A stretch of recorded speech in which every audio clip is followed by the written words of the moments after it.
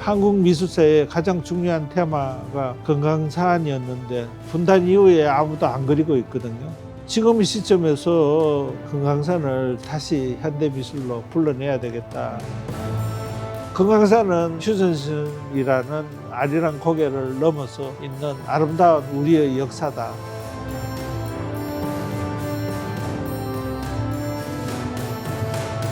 금강산을 그리는 작가 신장식입니다.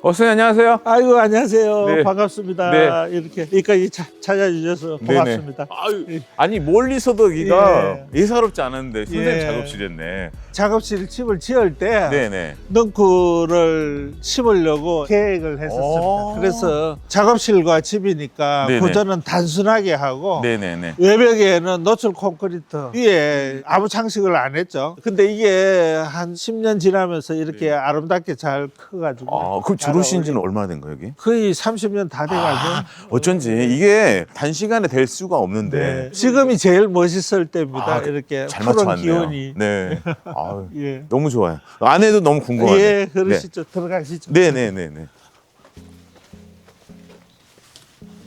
야, 저 이 안에는 또 밖에하고 느낌이 예. 완전히 다르네요. 그림 그리는 것, 또 완성된 작품 보관하는 것, 그다음에 책이나 기타 도구들 뭐 이런 것들이 종합적으로 있으니까 굉장히 복잡습니다. 여기만 봤을 때는 그 네. 약간 어디 그 연구실 느낌이 나요.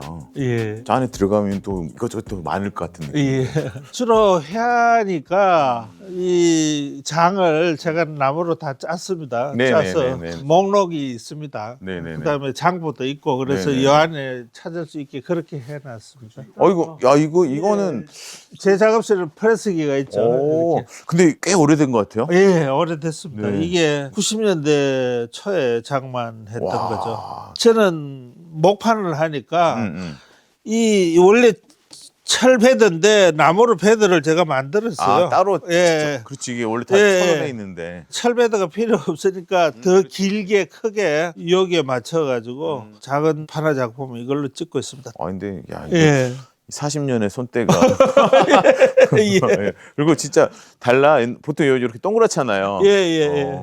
저기도 약간 뭐 이렇게 예. 자상 같은 느낌의 작품도 있고. 저거는 제가 이제 한지를 이용해서 입체 작품 했었거든요. 어쩐지 작업실 지키고 있는. 예, 예. 근데 요즘에는 뭐 입체는 거의 하지 않은데. 그럼 선생님 요즘은 어떤 작업 하시고 계세요? 아무래도 요즘에는 저 회화 위주로 음. 작품을 많이 하고 있죠. 가끔 판화도 하긴 하는데. 네네네네. 혹시 그 제가 알고 있는 그 산인가요? 예, 이쪽은 금강산. 네. 여기는 설악산에서 본 금강산입니다. 요 근래는 금강산을 직접 못 가니까. 그렇죠. 예, 물론 금강산을 제가 한 10년간 11번이나 갔었고 또 수많은 자료를 가지고 있으니까 그걸로 작품을 할 수 있지만은 사실은 백두대간이니까 금강산에서 조금 내려오면 휴전설이고 조금 내려오면 설악산이죠. 네네네네.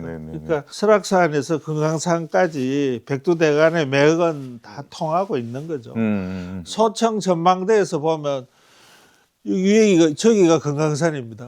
저기 예. 멀리 있는 산. 멀리 있는 산이 금강산이고 네네. 신선대부터 시작해서 공룡능선 그다음에 멀리 금강산까지 보이죠. 네네네. 금강산에 대한 그리움 막 이런 것이 우리 산하 속에 스며들어 있으니까 그걸 같이 한번 그려보기 위해서 이 소청까지 올라갔었죠. 직접 올라가신 거죠? 예, 스케치하고. 그럼 이건 거의 진경산수. 예, 그렇죠. 제 네네. 그림은 뭐 주로 다 실경을 스케치를 해서 제 스타일로 그리는 거리니까 그러면 산에 자주 올라가셔야겠네요. 체력이 체력이 문제입니다. 그래요? 젊었을 때는 네네. 잘 올라갔는데 네네네. 어쨌든 그래도 그림 그리기 위해서 가는 산행은 일반 등산하러 가는 산행이랑 좀 다르니까 그렇죠, 그렇죠. 우리가 금강산 관광 시절에 첫 번째로 가볼 수 있었던 곳이 여기가 만물상입니다. 만물상. 예. 그러니까 이게 우리가 사실은 사진에서는 많이 볼 수 있는 풍경이잖아요. 예. 근데 이제 직접 딱 갔을 때 느낌이 어땠어요? 아무래도 뭐 사진보다 훨씬 훨씬 웅장하죠. 그다음에 생동감이 바로 이렇게 오는 거니까.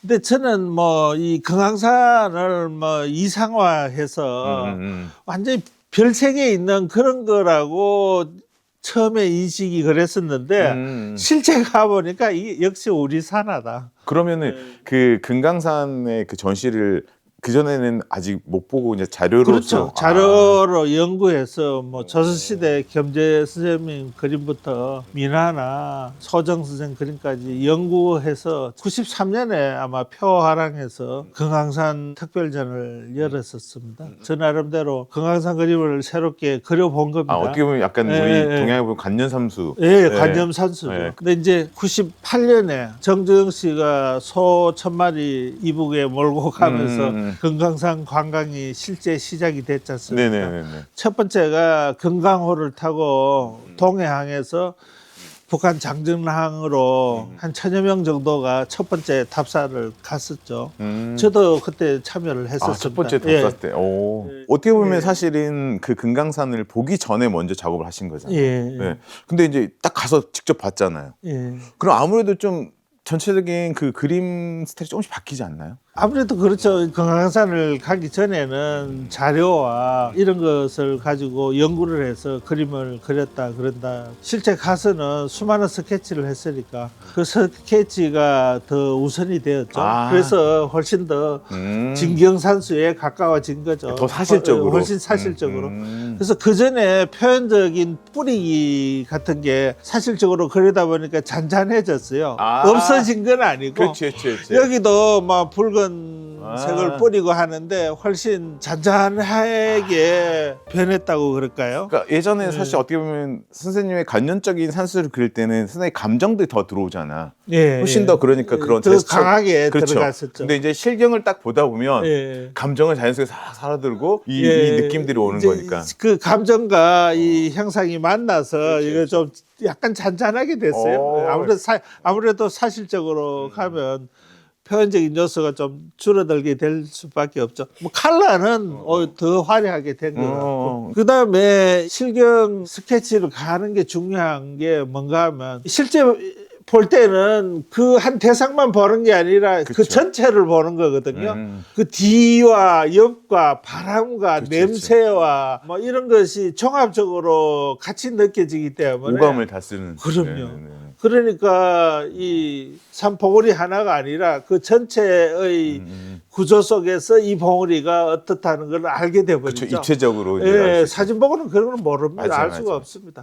그래서 이 그림 경우에도 만물상의 봄의 생동감을 나타내기 위해서 상당히 사실적으로 그렸습니다. 그 밑에 있는 거는 상팔담에서 바라본 천화대. 여기 배쭉배쭉한 봉우리가 이름이 천화대입니다. 천화대. 그러니까 하늘에 핀 꽃. 실제 이 그림은 바로 앞에 이렇게 보이는 씬만 그린 게 아니라 좌측부터 우측까지 파노라마로 스케치를 해서 그린 그림이죠. 참 재밌는 게 설악산에도 천화대가 있습니다. 그래요?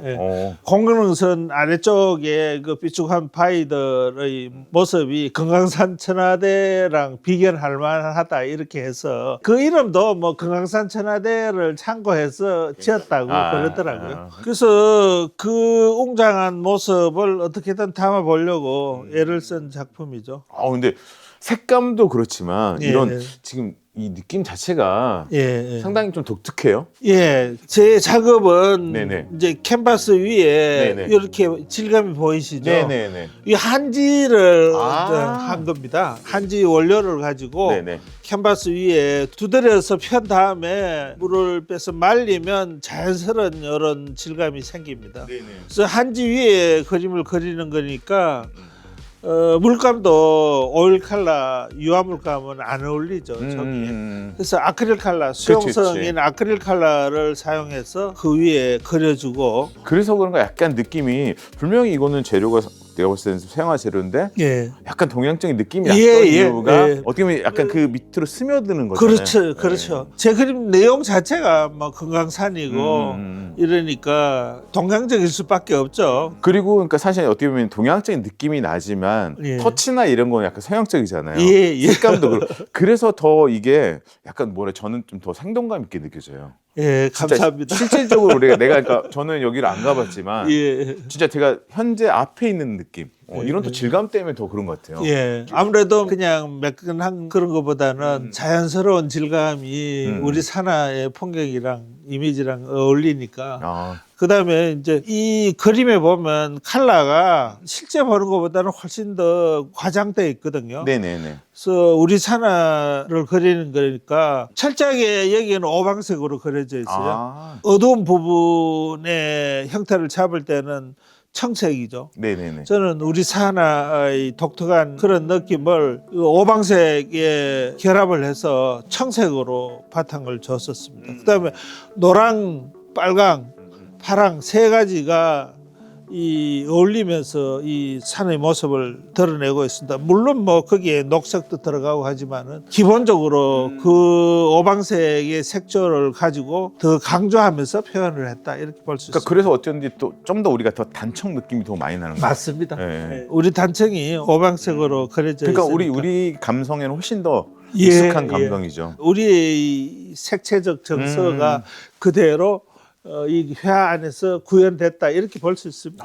그러니까 그런 색감 안에서도 미미한 변화가 있어서 사실 계절이 나오잖아요 또. 아 그럼요. 예, 예. 예. 그래서 뭐 이 그림만 보더라도 위에 그림은 봄에 그렇지, 그렇지. 새싹이 피어나가는 노란색 연두빛의 어떤 생동감. 지금 시절 지금 같은. 딱 지금이죠. 그 푸른 하늘에. 그렇지. 근데 밑에 그림은 보면 이제 가을에 그렇지. 단풍이 들기 시작. 아무래도 단풍은 이제 노란색, 붉은색이 오방색 두 가지 색깔이 더 강조되고 뭐 계절마다 그 오방색의 조합이 네네. 달라 그렇죠. 다르게 어느 쪽이 표현- 더 많이 그럼요. 투자되냐에 따라 예. 계절도 나오고. 예. 근데 이제 그거를 막 섞어서 색깔이 복잡해지는데 음. 조금 더 오리지널 오방색의 색감을 더 살리면서 조화를 이루내는 게 제 그림에서의 핵심이죠. 그렇죠. 예, 그게 쉽지가 않아요. 네. 그러면 처음에 이 금강산을 시작할 때부터 이런 밑작업을 시작한 건가요? 예, 뭐 이 캔버스 위에 종이로 하는 작업은 금강산 이전 주제였던 아리랑 시리즈부터 그런 작업을 했었습니다. 예전 작업. 예.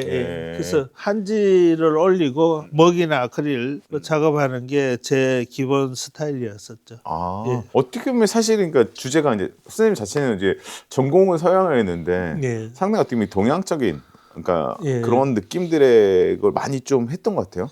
제가 이제 89년에 첫 개인전을 했었는데 그때 작업의 테마가 아리랑이었거든요. 아리랑이 무슨 뜻인 줄 아세요?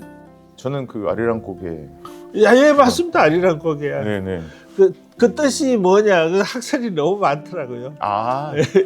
아리랑은 우리 민요인데 아리랑 해서 뭐 알령설 뭐 박혁거세가 아래서 나왔지 않습니까? 네네네. 뭐 그런 것도 있고 메아리 그런다 아리랑이니까 뭐 산노래 뭐 여러 가지 해석이 되는데 그냥 우리 민요 그렇죠. 어떻게 보면 가장 대표적인 우리 맞아요. 노래 아닙니까? 네네네.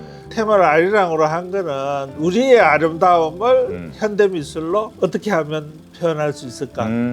제가 서울 올림픽 할 때 미술 총괄부 역할을 하면서 올림픽 개회식, 폐회식은 전 세계에 우리 문화를 보여주는 기회니까. 그렇죠.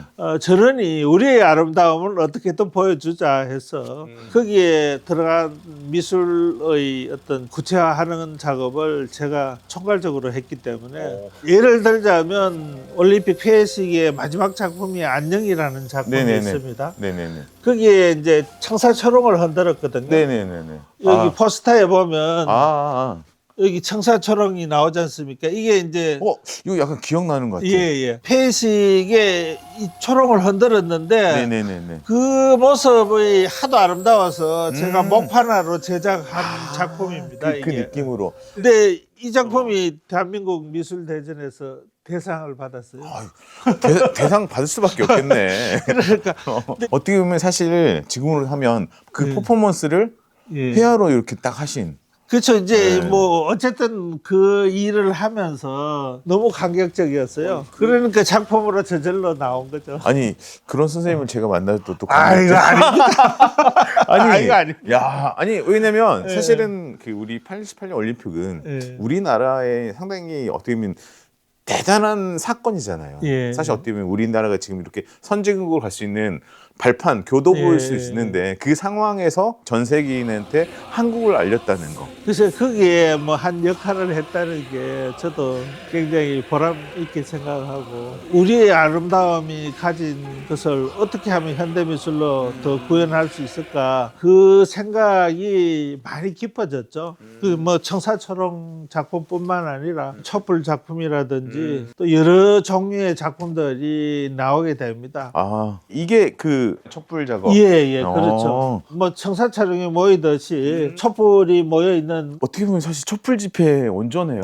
예. 야, 이거 딱 보니까. 근데 이 작품은 네네. 1992년이에요. 그러니까 92년이니까 우리가 예. 2008년에 예, 그때 촛불 집회했는데 누가 그런 얘기를 하긴 하더라고요. 여기 작품에 보면 이 은색으로 이렇게 사각면이 있는데 광화문 교보 앞에 컨테이너 앞에 촛불 옛날에 그 명박산성. 명박산성. 이미 예견을 하셨네. 촛불이라는 건 어떤 염원을 담고 그럼요. 사실 그런 거 있잖아. 기원 담고. 그러면 네. 우리가 결혼할 때 네네. 양가 어머니께서 촛불부터 켜지 그렇죠, 않습니까? 그렇죠. 그게 제일 네. 중요한 거죠. 네네. 이 장소에 경건하게 정화하고 맑게 하고 마음을 한 군데 모으고 뭐 그게 촛불을 켜는 마음이죠. 그래서 이 작품 제목도 아리랑 기원입니다. 그래서 그 제가 이름이 기원이라서. 예, 그렇습니까? 네네네. 뭔가 더 친근감이 가네요. 예. 우리의 아름다움을 현대미술로 하는 작업이 이런 작은 청사초롱 촛불에서 소나무, 별자리, 그 다음에 우리의 산하에서 모든 게 나오니까. 좀 더 제가 봤을 때는 이런 얘기들. 그다음에 진짜 너무 할 얘기 너무 많을 것 같아. 예. 이러면 좀 더 앉아서 제가 제가 선생님 얼굴들을 한 번씩 그려보고 하면 좋을 것 같아요.